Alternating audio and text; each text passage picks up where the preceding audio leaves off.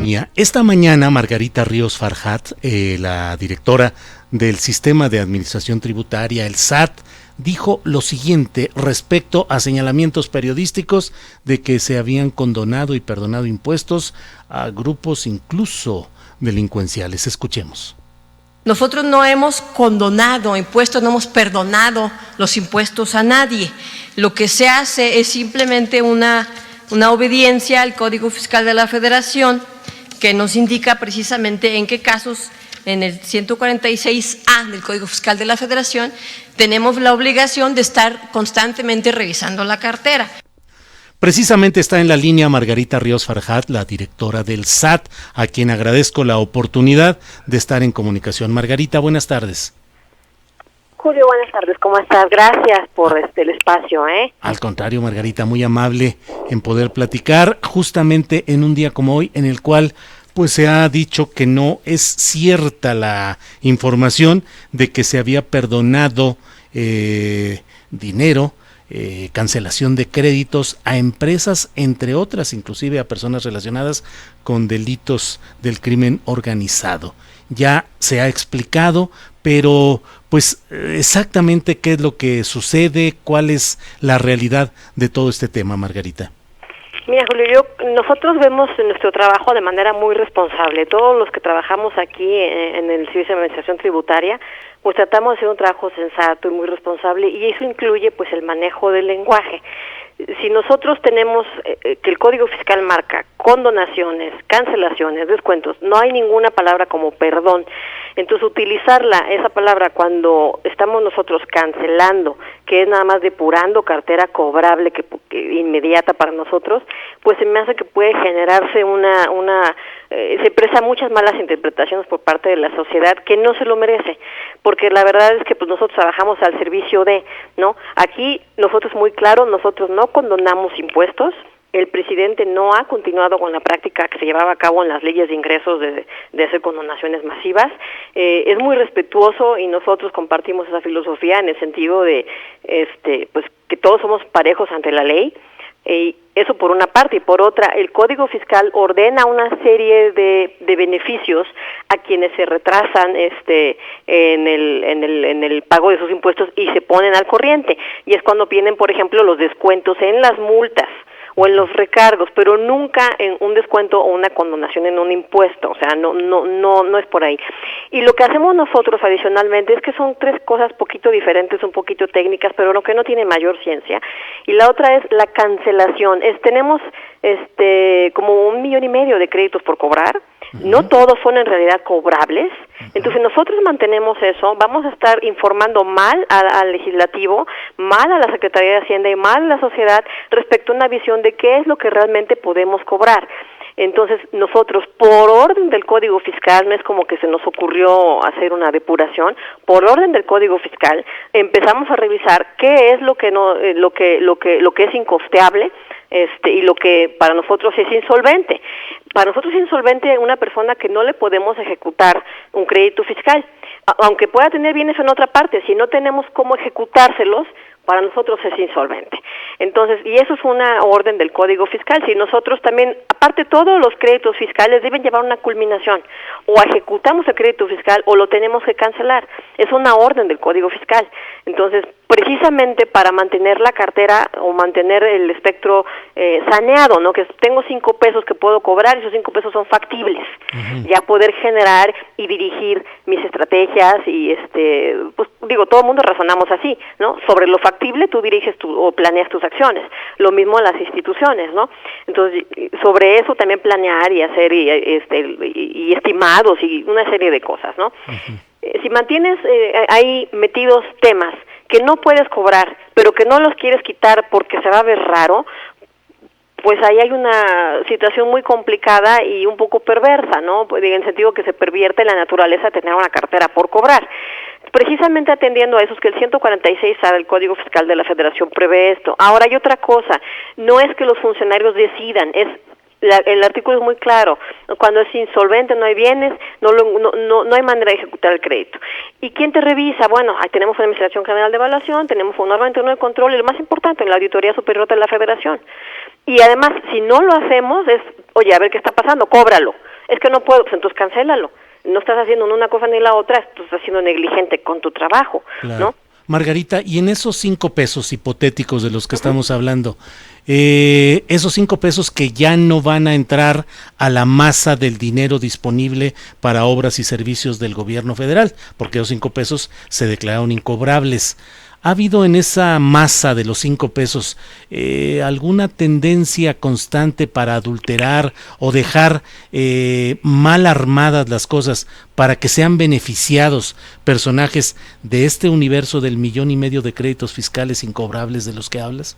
Mira, también es un tema de que hay que revisar también el marco legislativo, porque tenemos nosotros en el Código Fiscal una serie de elementos buenísimos y también tenemos una serie de elementos que pues casi se convierten como en llenar formatos, ¿no? Por ejemplo, una auditoría.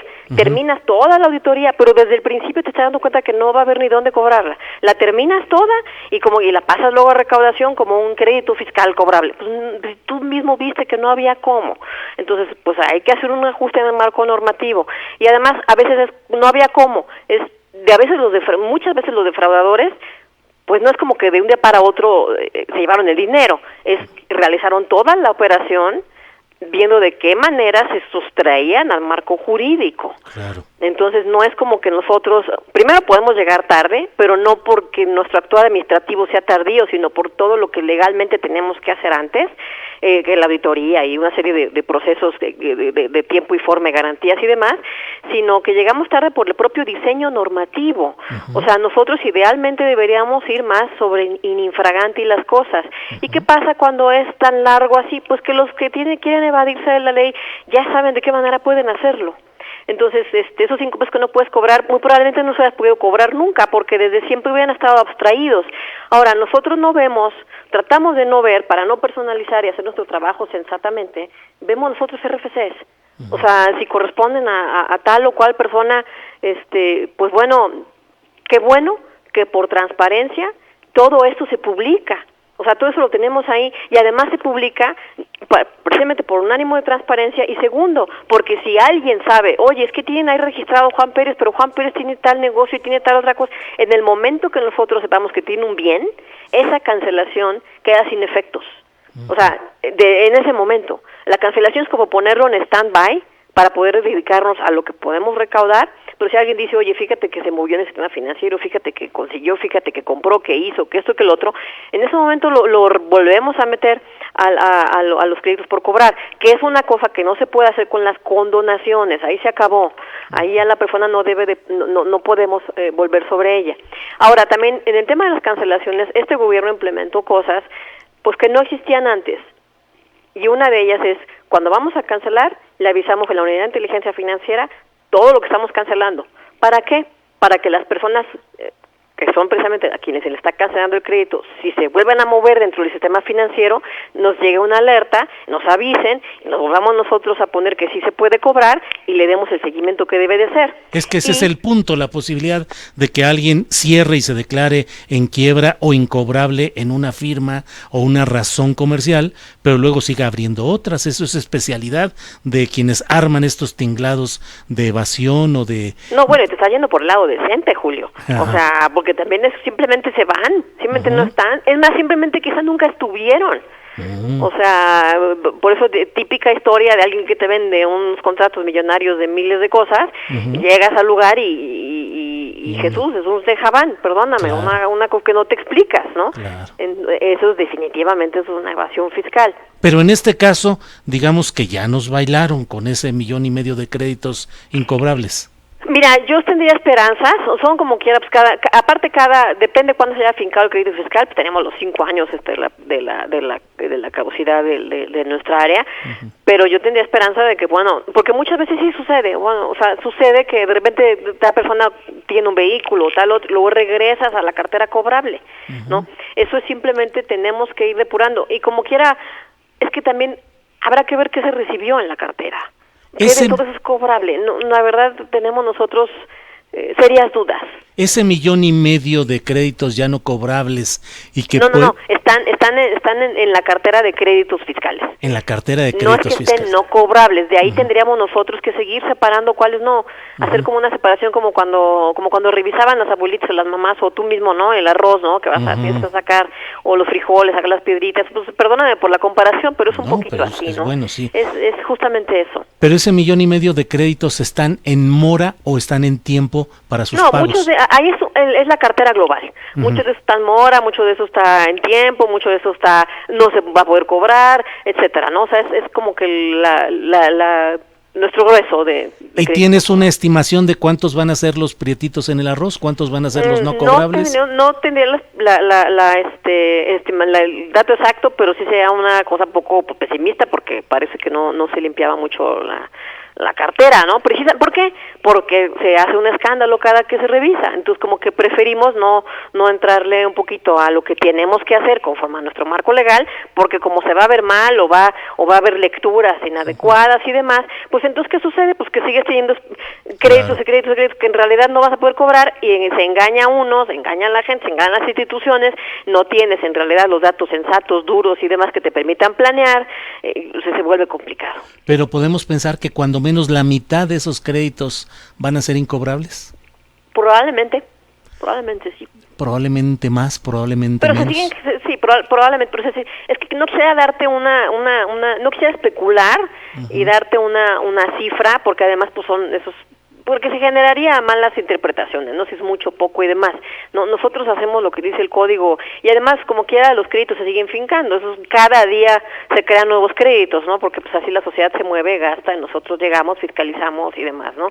Pero siempre nuestro trabajo está pensando justamente en que sea bueno y sirva a la sociedad, fiscalizar bien, recaudar bien, es un trabajo lo mejor que podemos hacer los funcionarios del SAT de manera honesta y responsable y respetuosa y tratando de cuidar siempre el lenguaje y las lecturas que se le dan a las cosas, ¿no? Nosotros de ninguna manera hemos pues perdonado a un narco, ¿no? O sea, aparte se oye como muy fuerte para una sociedad eso, ¿no? Entonces nosotros no hacemos eso, no es nuestro trabajo, no nada. Nosotros revisamos cartera con base a RFCs y con base a lo que dice el Código Fiscal. Si es insolvente lo tenemos que poner aparte. Ese poner aparte se ha llamado cancelado, pero convengo que la palabra no es afortunada, pero no la elegimos nosotros, es una definición del código.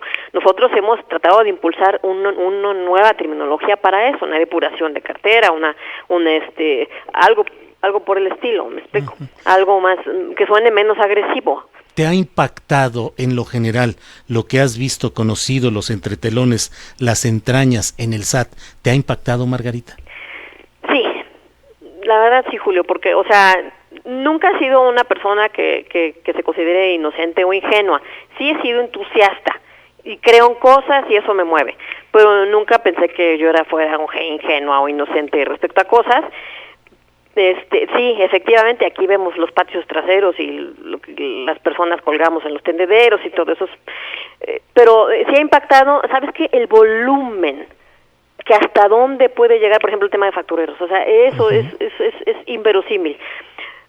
También, que a veces los que menos se quejan son los que mejor pagan.